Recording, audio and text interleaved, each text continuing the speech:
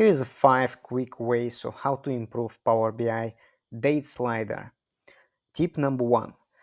When you create a date slicer, in the default state you have two big round dot selectors on each side of the slider. They take way too much space. Instead, you can replace them with two small bar selectors on each side of the slider.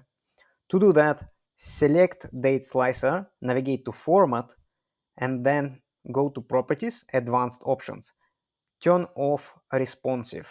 Tip number 2. Turn off header icons on your slicers.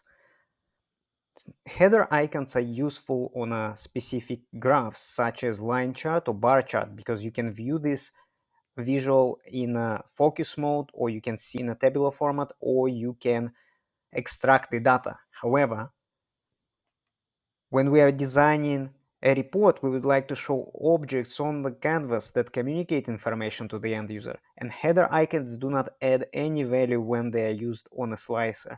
Hence, we can turn them off. This leads to a better user experience. To turn them off, navigate to Format, Properties, and turn off header icons toggle there. Tip number 3. Speaking of a better user experience, you can include additional information to the end users by using Help tooltip on a slicer. In my example, I have added a queue for my end users who might struggle to use the date slicer. To add a Help tooltip, you need to select a slicer, navigate to Properties. You will need to turn on header icons in this case. However, you still can select what you want to turn off, such as Focus Mode, more options and filter that are displayed in a default state. Then you need to turn on Help tooltip. Once you've done that, you will see Help tooltip menu, and there you can include the additional text you want to display when the end user is hovering over the question mark. Tip number 4.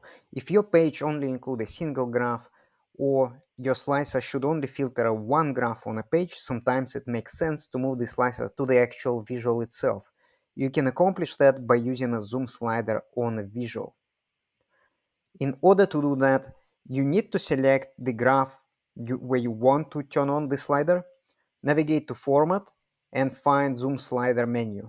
Turn it on. Once it's done, you can remove the slicer itself. Tip number 5. Make the date range dynamic by default so that it always shows the minimum and maximum date in your slicer after each semantic model refresh. Check out my video in the description that shows how to enable this.